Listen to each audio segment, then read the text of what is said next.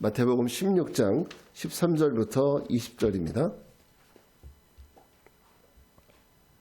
마태복음 16장 13절부터 20절 같이 읽겠습니다. 예수께서 빌립보 가이사랴 지방에 이르러 제자들에게 물어 이르시되 사람들이 인자를 누구라 하느냐?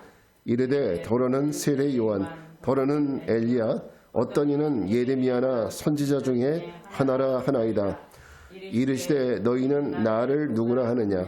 시몬 베드로가 대답하여 이르되 주는 그리스도시요 살아계신 하나님의 아들이시니이다. 예수께서 대답하여 이르시되 바요나 시몬아 내가 복이 있도다. 이를 네게 알게 한 이는 혈육이 아니요 하늘에 계신 내 아버지시니라.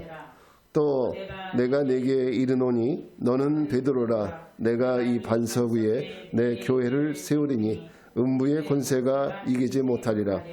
내가 천국 열쇠를 네게 주리니 내가 땅에서 무엇이든지 매면 하늘에서도 매일 것이요 내가 땅에서 무엇이든지 풀면 하늘에서도 풀리리라 하시고 이에 제자들에게 경고하사 자기가 그리스도인 것을 아무에게도 이르지 말라 하시니라. 아멘. 자, 오늘은 마태복음 16장 13절부터 20절 말씀을 통해서 예수님의 공생의 3년차에 대해서 같이 나눠보겠습니다. 자, 우리는 2022년 사순절 예수님의 공생의 사역과 발자취를 따라가고 있습니다. 그래서 사순절 첫 번째 주에는 예수님이 이 땅에 오셨을 때의 유대 사회의 정치적으로 헤롯이나 빌라도의 출현이 어떻게 이루어졌고 그리고 그들이 어떻게 예수님과 대립했는지 그리고 종교적으로는 바리새파, 사두개파, 헤롯당, 열심당 이 사람들의 출현한 배경을 알아봤고 또 바리새인이나 사두개인들이 어떻게 예수님과 대립하게 되었는지를 살펴보았습니다. 둘째 주에는 예수님의 공생의 이전의 사생애, 셋째 주에는 예수님의 공생의 1년차, 지난주에는 공생의 2년차에 대해서 나눠봤습니다. 이번 주에는 예수님의 공생의 3년차에 대해서 나눠보겠습니다. 자, 예수님의 공생의 3년차는 사실 내용이 제일 많아요. 그래서 이거 하나하나 다 하다 보면 시간이 많지 않기 때문에 자, 지역을 중심으로 그 지역에서 있었던 그런 일들을 쭉 같이 먼저 말하는 후에 그 중에서 참 중요한 것들을 몇 개 뽑아서 나눠보는 형식으로 하겠습니다. 예수님의 공생의 3년차 행적을 좀 간단하게 좀 특징을 정리해보면 이렇게 볼 수 있어요. 예수님의 공생의 3년차. 보통 예수님은 6월절이 되면 예루살렘에 올라가셨는데 3년차에는 6월절이 되셨음에도 불구하고 예루살렘으로 올라가지 않으셨다. 그리고 갈릴리에 머물러 계셨다라는 특징이 있고 또 하나는 예수님이 이방 두로와 시돈 그리고 데가벌리 지역 이런 어떤 이방 지역을 중심으로 사역하는 사역이 있었다라는 것을 들 수 있습니다. 그러시다가 6월절이 지나고 6개월이 지난 초막절이 되어서야 비로소 갈릴리를 떠나서 유대 땅으로 가시게 됐다. 그리고 십자가의 사역을 마지막으로 감당하게 된다라는 것을 우리가 이해하면 되겠습니다. 예수님의 공생의 3년차 첫 번째 갈릴리 사역은 먼저 벳세다에서의 오병의 기적 그리고 예수님께서 게네사렛 바다 쪽으로 오실 때 물 위로 걸어오신 이런 부분 그래서 그때 베드로가 물 위로 걷는 사건이 그때 있었고요. 그리고 바리새인들과 서기관들이 이제 게네사렛에서 예수님의 제자들이 장로의 위전을 지키지 않는다는 이유로 논쟁을 벌이는 이런 사건이 있었고 그리고 이제 갈릴리 사역 가운데 우리가 잘 아는 거 먼저 살펴보면은 우리가 이 사역 가운데 오병이어의 기적에 대해서 먼저 생각을 해보면 자 앞에서 말씀드렸던 대로 예수님은 공생의 3년차 6월절에 예루살렘에 올라가지 않으시고 대신 어디로 가시냐 상부 갈릴리죠. 갈릴리 위쪽으로도 조그만 이제 개천이 흐르는데 상부 갈릴리 건너편에 있는 벳세다 이 지역에 가셔서 여기서 오병이어의 기적을 행하신다. 오병의 기적 무엇입니까? 보리떡 5개와 물고기 2마리로 5,000명을 먹이시고 12광주를 남기신 사건. 자, 이 기적 이 오병이의 기적을 통해서 예수님 말씀하시고자 하시는 것이 도대체 뭘까? 이것을 생각해 보면 먼저 우리 요한복음 6장 4절부터 5절 말씀을 같이 한번 읽을게요. 시작. 마침 유대인의 명절인 유월절이 가까운지라 예수께서 눈을 들어 큰 무리가 자기에게로 오는 것을 보시고 빌립에게 이르시되 우리가 어디서 떡을 싸서 이 사람들을 먹이겠느냐 하시니. 자, 오늘 여기 사실 말도 안 되는 일이거든요. 보리떡 5개, 물고기 2마리로 5,000명 이상 먹고 남았다. 제자들의 산수 실력은 물고기 2마리와 보리떡 5개로는 그냥 소년 1명 정도 먹을 수 있는 작은 양이다. 이렇게 생각하는 것이 그들이 생각하는 그 양이에요. 그런데 예수님이 펼치시는 산수는 어떤 것이었냐? 물고기 2마리와 보리떡 5개를 가지고 하나님 앞에 드렸더니 성인만 5,000명 이상도 넉넉히 먹을 수 있는 엄청난 양이 되었다. 그 12강짜리가 남았다는 거죠. 오늘 이 공부가 제자들에게는 굉장히 큰 공부가 됐는데 뒤에 가면 이제 바리새인들의 누룩과 헤롯의 누룩을 주의하라 라고 말씀하실 때도 제자들이 우리가 떡 가져오는 걸 잊어버렸구나 했을 때 예수님께서 이 사건을 언급하면서 너희가 오병이어의 기적을 통해서 깨달은 것이 없느냐 이런 말씀까지 하셔요. 그러니까 여기에는 분명히 제자들에 대한 특별한 훈련의 목적이 있다는 거죠. 자, 과연 무슨 말일까? 그 얘기는 바로 한마디로 말하면 이런 거예요. 자, 떡의 문제는 절대 우리 인생의 문제가 될 수 없다라는 거예요. 떡의 문제는. 왜? 떡의 문제는 육신적으로 볼 때는 많든 적든 제자들의 말처럼 항상 부족해요. 떡이라는 것은 먹는 거, 또 우리가 살아가는 데 필요한 모든 것들을 다 얘기할 수 있는데 물질이라든지 이 모든 것들이 우리는 넉넉하다라고 느낄 데가 없죠. 있으면 있는 대로 또 부족하고 또 생기면 생기는 대로 더 부족한 거죠. 우리가 월급도 만약에 올해 300만 원 받다가 내년에 400만 원 받으면 더 낮을 것 같은데 그때 가면 또 부족해요. 계속적으로 우리는 부족하죠. 그래서 항상 없다라는 생각을 하는데 믿음의 시각으로 보면 작은 것이 없는 거예요. 항상 충분한 거예요. 그래서 예수님은 제자들의 눈을 물질적인 시각에서 믿음의 시각으로 변화시켜 주시기를 원하셨다라는 거죠. 물질의 시각이라는 것은 물질에 사로잡힌 시각이에요. 자, 오늘 우리의 눈은 어떻습니까? 우리도 역시 제자들처럼 육신적 시각으로 살기 때문에 그러니까 물질 이런 것들이 있고 없고 때문에 늘 걱정하고 근심하며 살죠. 물질이 내가 필요한 것보다 적거나 없으면 걱정과 근심이 앞서고 그리고 또 우리 삶은 정말 심한 고통으로 가득 쌓이게 되는 것을 보게 됩니다. 자, 그럼 이 말씀이 우리에게 주는 교훈이 무엇일까? 믿음의 눈을 뜨고 믿음의 시각을 가져라. 그래서 우리가 1 더하기 1은 2다, 2 더하기 3은 5다 이런 그 물질의 계산법을 넘어서 믿음의 계산법을 가지고 살라는 거예요. 물질 때문에 걱정하고 슬퍼하고 애통하며 살지 말고 믿음의 계산법을 가지고 우리가 믿음으로 행할 때 우리가 적은 것을 가지고도 얼마든지 우리가 풍성하게 살아갈 수 있다는 거. 바라기는 저와 여러분들도 이런 믿음의 계산법으로 물질의 노예가 아니라 물질의 자유자가 되시기를 주님의 이름으로 축원합니다. 자, 갈릴리를 떠난 예수님이 두 번째 가신 곳이 어디냐? 갈릴리를 떠나서 저 서편 지중해 지역 이방 땅인 수로 지방에 가게 되죠. 두로 지방에서 수로보니게 여인의 귀신 들린 딸을 고치시고 그리고 나중에 이제 그곳을 떠나서 헐몬산 아래를 통과해서 대가벌리 지역으로 가셔서 앞에서는 오병이의 기적을 행하셨는데 대가벌리 지역에서는 보리떡 7개와 물고기 2마리로 4,000명을 먹이고 7광지를 남기는 7병이어의 기적을 보여주십니다. 그리고 이제 다시 배를 타고 막달라를 거쳐서 북쪽의 가이사랴 빌립보 지역으로 가고 그곳에서 이제 베드로의 위대한 신앙 고백이 있게 되죠. 그리고 난 후에 예수님의 1차 순환 예고, 이제 예수님이 이제 곧 종교 지도자들에 의해서 고난받게 될 것이고 죽으셨다가 4일 만에 다시 살아날 것이다 라는 신앙 고백을 하게 되죠. 그 후에 이제 예수님은 베드로와 야고보와 요한을 따로 데리고 변화산에 올라가셔서 변화되신 후에 엘리야와 모세와 더불어서 말씀하시고 변화산을 내려오셔서 귀신 들린 소년을 고치시고 그리고 2차 순환 예고를 하십니다. 그리고 갈릴리로 돌아오실 때 그때 이제 길에서 제자들이 누가 더 크냐 이런 논쟁이 벌어지게 되는 거예요. 자, 오늘 이 지역에서 있었던 일들 중에서 우리가 봐야 될 내용은 가이사랴 빌립보 지역에서 있었던 베드로의 신앙 고백에 대한 얘기입니다.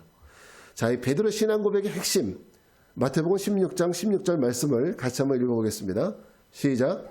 시몬 베드로가 대답하여 이르되 주는 그리스도시요 살아계신 하나님의 아들이시니이다. 자, 베드로의 이 위대한 신앙 고백은 그리스도인이라면 모르는 사람이 없죠. 유명한 구절이기도 하는데, 자, 근데 이 본문을 읽으면서 우리가 한 가지 의문점을 갖게 되는 것은 이 신앙 고백이 왜 하필이면 이방인들이 살고 있고 판신전이 있는 그런 가이사랴 빌립보 지역에서 이 믿음의 고백이 있었을까라는 부분을 한번 생각을 해보게 됩니다. 자, 갈릴리 위쪽에 가이사랴 빌립보, 이곳은 헐몬산 바로 밑에 있는 지역이죠. 그 해답을 찾으려면 가이사랴 빌립보라는 곳이 어떤 곳인지를 먼저 좀 알아야 합니다. 자, 가이사랴 빌립보는 유대의 분봉학인 헤롯 필립이, 그러니까 이 당시 예수님 시대에 이스라엘은 헤롯의 아들들이 나누어서 통치를 했다 그랬죠. 근데 이 요단강 동편 그쪽과 위쪽까지 모두 헤롯 필립이 다스리고 있었는데, 헤롯 필립이 로마 황제를 위해서 만들어 헌신한 도시가 이 가이사랴 빌립보예요. 그래서 이름도 로마 황제를 뜻하는 가이사, 그리고 자기의 이름 헤롯 필립, 이 이름을 따서 가이사랴 빌립보라고 이름을 짓게 된 것이죠. 근데 이곳은 어떤 특징이 있냐면, 자, 이곳은 유대인들이 잘 안 가는 곳이고 주로 이방인들이 거주를 했는데요. 자, 이곳에는 신전이 하나 있었어요. 판신이라고 하는 신전이 있었는데, 판신은 어떤 신이냐?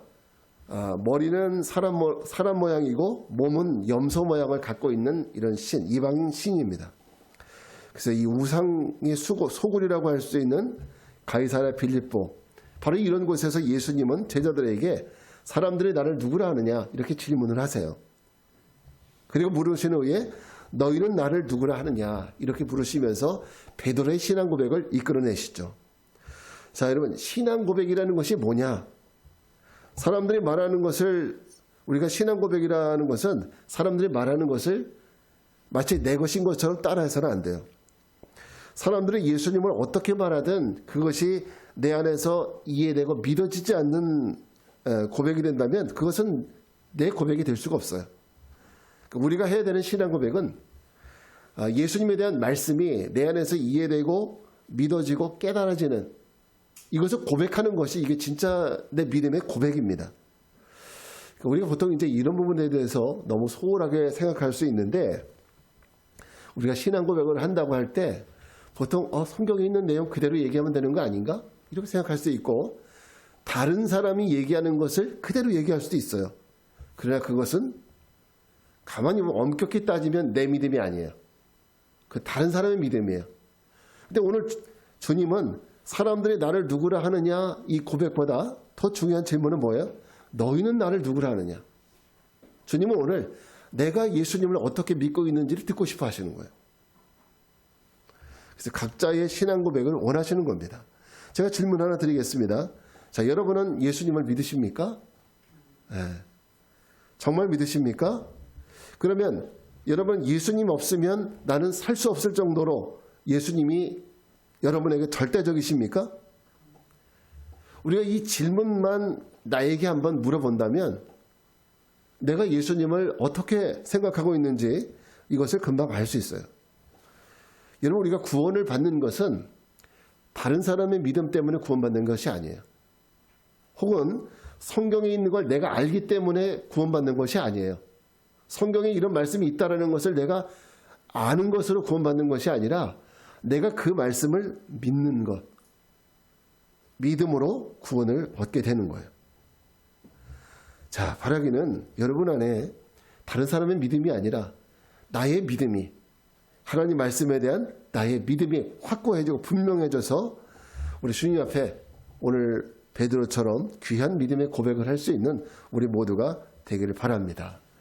자, 이제 가이사랴 빌립보 지역에서 갈릴리 가버나움으로 돌아오신 예수님은 드디어 이제 갈릴리를 떠납니다. 이제 마지막 갈릴리를 떠나는 거예요. 그리고 유대 지역으로 향하게 되는데, 예수님이 갈릴리를 떠나서 유대 지역으로 갈 때 그 경로가 좀 우리가 한번 좀 살펴본다면, 갈릴리에서 예루살렘으로 갈 때 보통 사람들은, 유대인들은 어떻게 가느냐? 갈릴리에서 요단 동편으로 건너가서 그리고 쭉 내려와서 여리고 맞은편까지 내려와요. 그런 다음에 건너오는 형식으로, 유대 땅으로 건너오는 형식으로 보통 사람들이 다닌다는 거예요.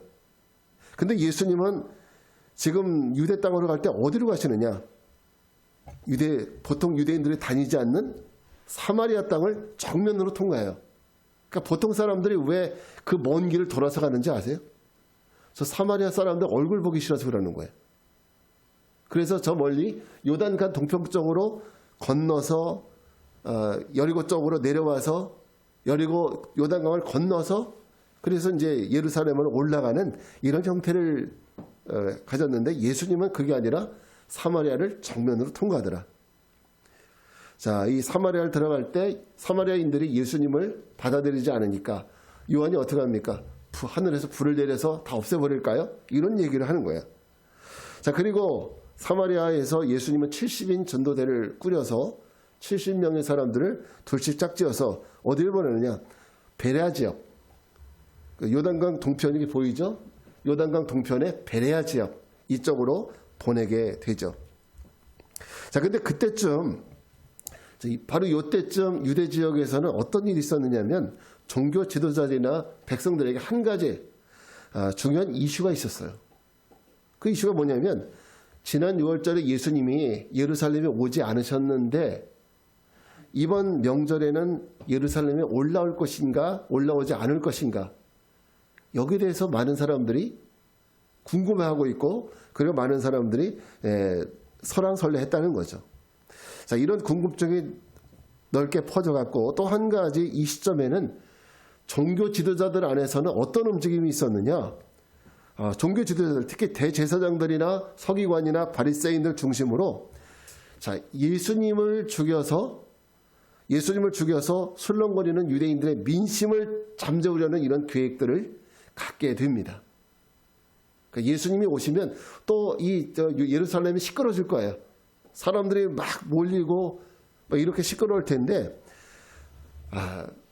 그러는 것보다는 예수님을 죽여서 유대인들의 민심을 안정시키는 것이 옳다, 이런 생각을 하면서 예수님을 죽일 그런 계획들을 갖게 되는 겁니다. 자, 요한복음 11장 50절 한번 볼까요? 시작. 한 사람이 백성을 위하여 죽어서 온 민족이 망하지 않게 되는 것이 너희에게 유익한 줄 생각하지 아니하였도다 하였으니. 그러니까 지금 종교지도자들 입장에서는 예수님이 어떤 존재냐? 이단의 무리인 거예요. 이단의 무리. 그래서 많은 사람들을 잘못된 대로 이끌어가는 이런 사람으로 인식이 됐기 때문에, 자, 예수님을 죽이는 것이, 한 사람을 죽여서 모든 사람들을 올바른 길로 인도하는 것이 더 맞다라고 생각을 한 거죠. 자, 예수님이 유대 지역으로 오실 때는 언제냐면 초막절이었어요. 초막절. 보통 이제 우리나라 태양력으로 하면은 초막절은 언제냐면요, 10월 15일쯤 됩니다. 10월 15일. 그럼 6월절은 언제냐면, 우리나라 태양력으로 하면 6월절이 유대절기로서는 한 해의 시작인데, 그때쯤 되는데, 우리나라 태양력으로 보면 4월 14일이 바로 6월절이에요. 그러니까 한 6개월 정도가 갭이 있죠. 그러니까 예수님이 6월절에 예루살렘에 오시지 않고 6개월을 이 갈릴리 지역을 사역을 하시고, 그리고 이제 초막절이 돼서 예루살렘으로 올라가시는 거죠. 자, 초막절 중간에 예수님은 성전에서 말씀을 가르치기 시작을 해요. 근데 사람들이 예수님의 말씀에 가르침에 놀라는 거예요. 이런 가르침을 들어본 적이 없거든요. 근데 예수님이 글도 배우지 않고 또 그런 분을 알고 있었는데 어떻게 저런 능력과 저런 교훈이 나올 수 있을까? 우리도 왜 그 강의 잘하시는 분들, 설교 잘하시는 목사님들 보면은, 야, 어떻게 저런 분은 저렇게 말씀을 잘하실 수 있을까? 이런 생각을 할 때가 있죠. 이에 대해서 예수님은 자신의 교훈이 하나님께로부터 온 거다, 이렇게 말씀을 하니까 그때 무리들이 이제 예수님에 대해서 예수님이 귀신 들렸다고 말하는 사건이 벌어져요. 예수님이 귀신 들렸다, 자기가 무슨 하늘에서 왔다, 이런 얘기하고 그러니까 성전에서 소동이 생기자 대제사장들과 바리새인이 예수님을 잡으려고 이제 사람들을 보내게 됩니다. 그렇지만은 이제 사람들이 두려워서 잡지 못하고 초막절 마지막 날에 드디어 예수님은 자신이 누구인지에 대해서 분명하게 드러내요. 자, 요한복음 7장 37절부터 38절입니다. 같이 읽을게요. 시작. 명절 끝날 곧 큰 날에 예수께서 서서 외쳐 이르시되 누구든지 목마르거든 내게로 와서 마시라. 나를 믿는 자는 성경의 이름과 같이 그 배에서 생수의 강이 흘러나리라 하시니. 자, 이 말씀이 예수님에 대한 궁금증을 해소시켜주기는커녕 오히려 예수님에 대한 반발 감정을 자극하는 계기가 되었다. 왜냐하면 이 말씀을 들은 사람들 중에서 두 파로 나눠지는 거예요. 어떤 사람들은 예수님 말씀 듣고 저분이 정말 참 선지자구나, 이렇게 보는 사람이 있는가 하면, 어떤 사람은 저 사람 갈릴리 사람이라면서 갈릴리에서 그리스도가 날 수 있겠어? 이런 거예요. 어떻게 갈릴리에서 그리스도가 나올 수 있겠느냐, 이렇게 믿지 않는 사람도 있다라는 거죠. 똑같이 말씀을 들었음에도 불구하고 반응은 달랐습니다.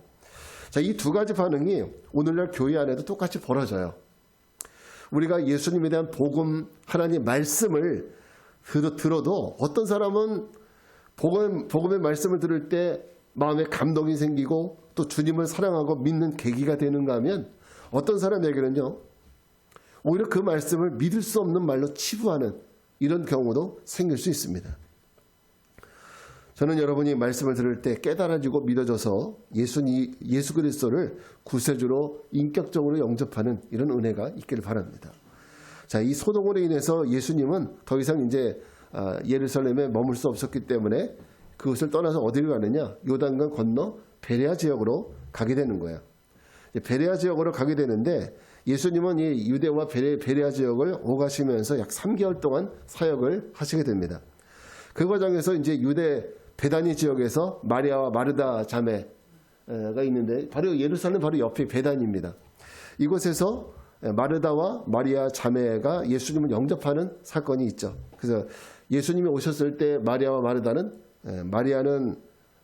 열심히 부엌에서 음식을 만들어서 예수님을 대접하려고 했고, 그리고 마리아는 어때요? 동생인 마리아는 손에 물 한 방울 묻히지 않고 예수님 무릎 아래에서 귀를 쫓고 세우고 예수님이 전하는 말씀만 듣고 있었죠. 자, 그러니까 마르다가 예수님께 우리 동생 좀 야단 좀 쳐달라고, 그래서 자신 좀 도와주게 해달라고 요청을 하죠. 그때 예수님 뭐라고 하십니까? 누가복음 10장 41절부터 42절입니다. 같이 한번 읽을게요. 시작. 주께서 대답하여 이르시되 마르다야 마르다야, 내가 많은 일로 염려하고 근심하나 한 몇 가지만 하든지 혹 한 가지만이라도 족하니라. 마리아는 이 좋은 편을 택하였으니 빼앗기지 아니하리라 하시니라. 그래서 예수님은 마치 우리 삶을 꿰뚫어 보시는 것 같아요. 우리도 마르다처럼 사실 이것저것 여러 가지 일로 바쁘거든요. 그러다 보니까 우리는 정작 마리아처럼 주님께 집중할 수 있는 시간이 없습니다.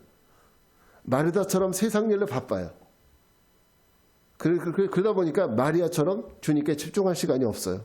주님의 말씀을 들을 시간이 없는 겁니다. 오늘 예수님이 마르다에게 뭐라고 말씀하십니까? 내가 많은 일로 염려하고 근심하나. 이게 바로 우리들의 모습이라는 거죠. 우리도 많은 일로 근심하지 않습니까? 그래서 주님은 이것이 틀렸다라고 말씀하시는 것이 아니에요. 틀렸다라고 말씀하시는 것이 아니라 마리아는 더 좋은 편을 택했대요. 더 좋은 편. 그 얘기는 뭐냐면, 자, 마리아처럼 열심히 살아가는 건 중요하지만 그것보다 더 중요한 일이 있다는 것, 더 중요한 것이 있다는 거죠. 그것이 뭐예요?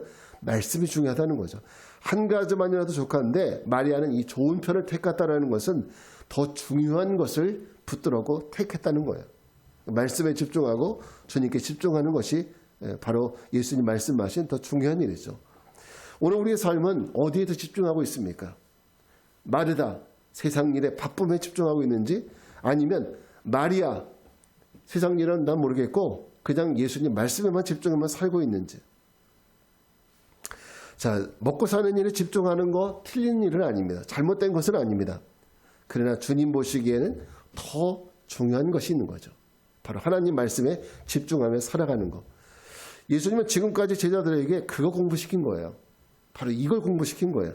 물고기 2마리와 보리떡 5개를 가지고 오병이어의 기적을 일으킬 때 제자들은 어떻게 했습니까? 이거 가지고는 한 사람도 못 먹는다는 거죠. 물고기 2마리하고 보리떡 5개 가지고는 한 사람도 못 먹어요. 근데 예수님이 그걸 가지고 어떻게 했어요? 하늘에 축사하시고 나니까 그걸 가지고 5,000명이 넘는 사람들이 먹었어요. 그리고 12강주가 남았어요. 그 산수 계산법, 이거 배우라는 거죠. 그러니까 먹고 입는 문제가 우리의 문제가 아니라는 거예요.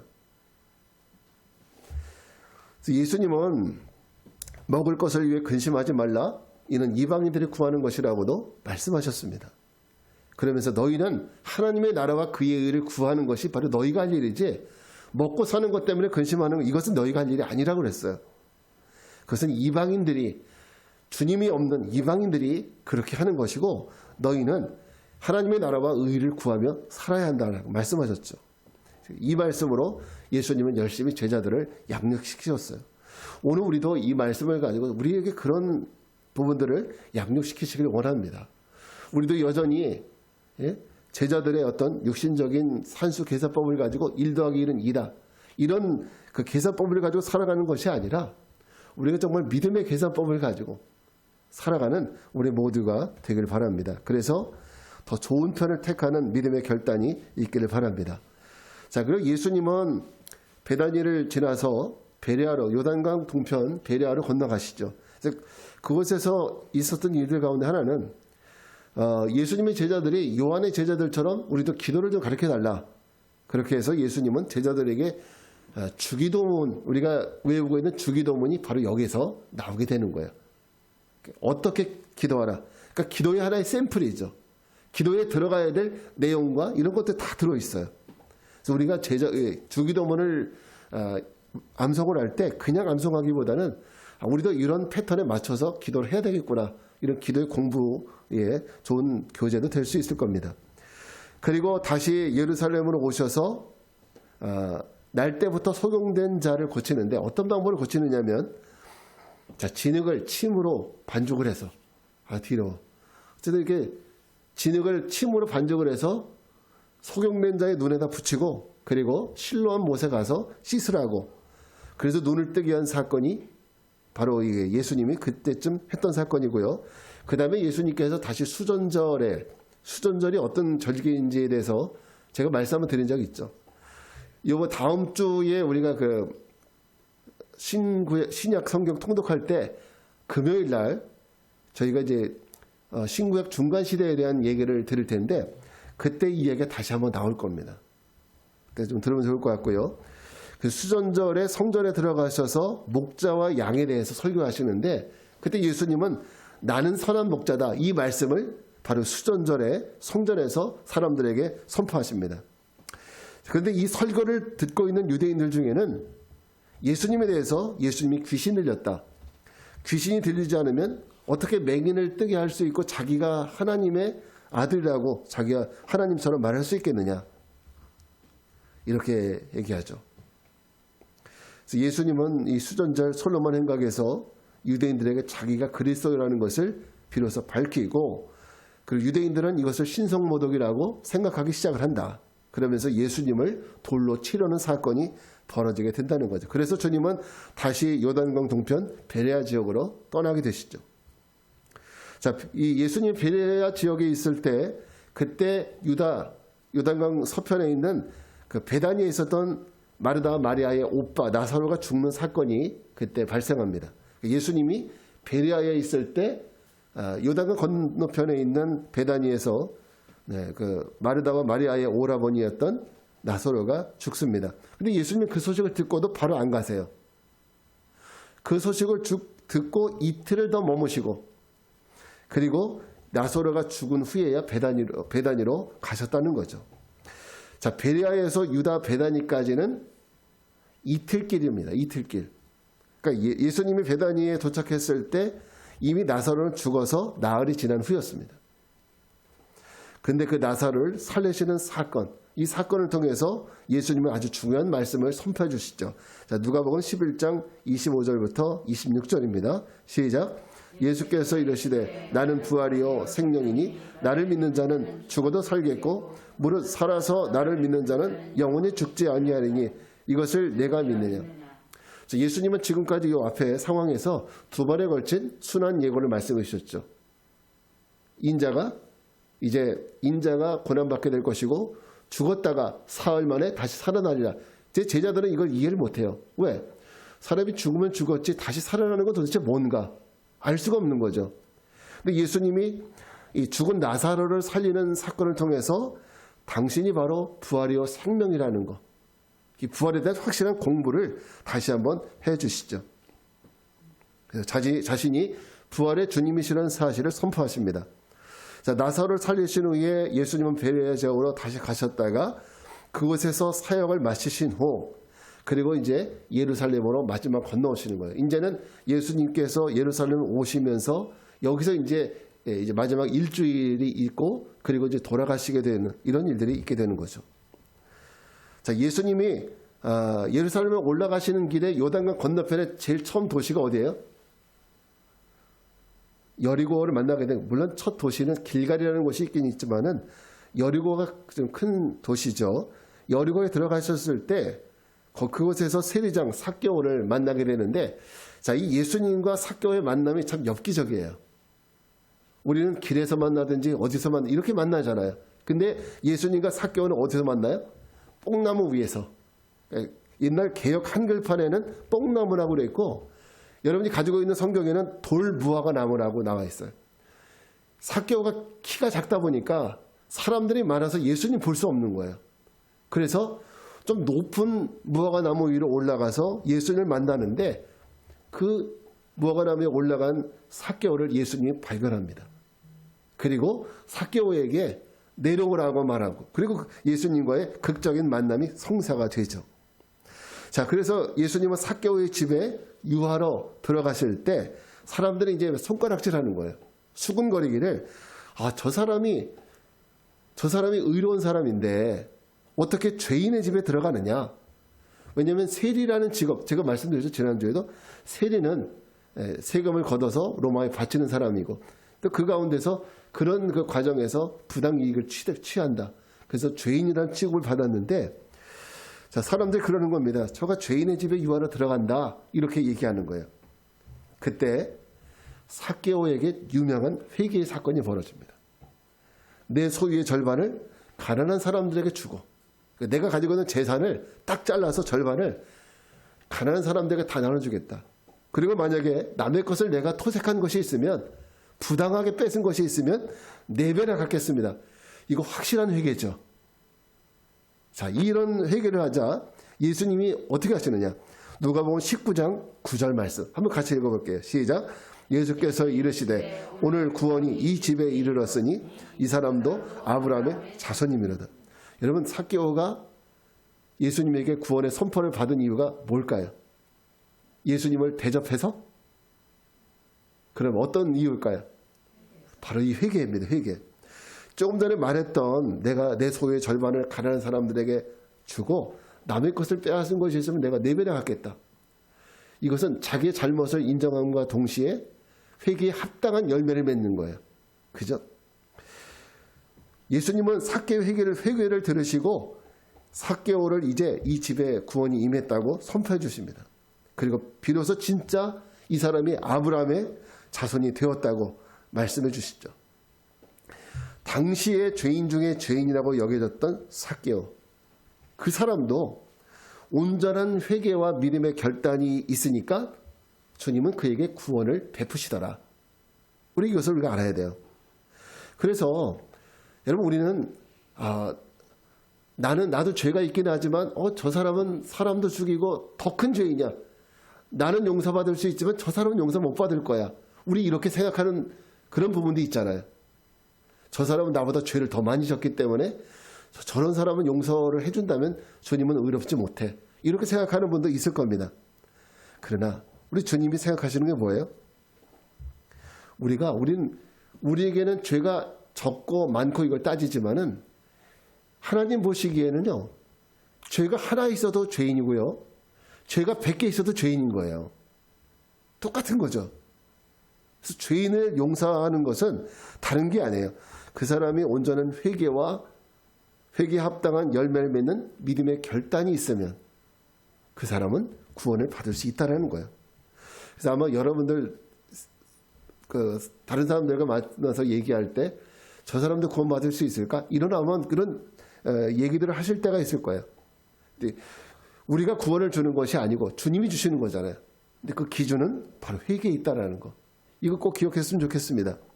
자, 그리고 나서 마지막 베다니에 들르셔서 마리아와 마르다의 집에 계실 때 마리아가 예수님의 발에 향유를 붓는 제2의 향유 도유 사건이 있게 되죠.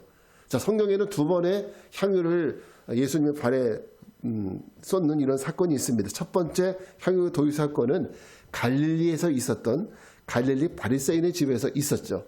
그때 한 죄인인 여자가 예수님의 발에 향유를 붓고 머리로 닦았었던 이 사건. 그때 예수님께서 그 여자의 죄가 사해졌다라고 선포했어요. 근데 두 번째 베다니에서 있었던 마리아의 향유 도유 사건은 예수님을 향한 마리아의 사랑의 표현이었어요. 예수님을 얼마나 사랑하는지. 그 사랑을 값비싼 향유, 그러니까 지금 가룟 유다가 얘기하기는 3,000 데나리온이 되는 엄청난 그 비싼 그 돈을 그 가격의 향유를 예수님의 발에 부었죠. 근데 예수님께서 그거에 대해서 뭐라고 말씀하세요? 저가 내 장례를 준비했다. 내 장례를 위해서 일을 행했다고 말씀해 주십니다. 자, 오늘 우리는 예수님의 공생의 3년차를 나눠봤습니다. 점점 이제 곧 예수님이 죽으실 날이 가까우는 거예요. 이제 예수님 마지막 유월절, 예수님이 유월절에 돌아가시잖아요. 이 유월절이 점점점 가까워지고 있습니다. 그런 시간 속에서도 예수님은 사람들을 사랑하시고 끝까지 깨우쳐 주시고 끝까지 사랑하시는, 그래서 끝까지 구원을 얻게 하시려고 하는 예수님의 이 모습, 예수님의 노력, 이런 것들 우리가 보게 되는 거죠. 이런 예수님의 헌신적 노력과 사랑을 우리가 엿볼 수 있습니다. 주님의 사랑과 그 헌신이 우리가 약할 때도 강하게 하시고, 그리고 오늘도 우리를 사랑하게 하는 그 힘이 된다는 거죠. 오늘 우리가 이런 사랑과 주님의 헌신, 그것을 힘입어서 날마다 승리하는 우리 믿음의 거룩한 성도들 되시기를 주의 이름으로 축원합니다. 자리에서 일어나셔서 우리가 찬양하겠습니다. 약할 때 강함 대신에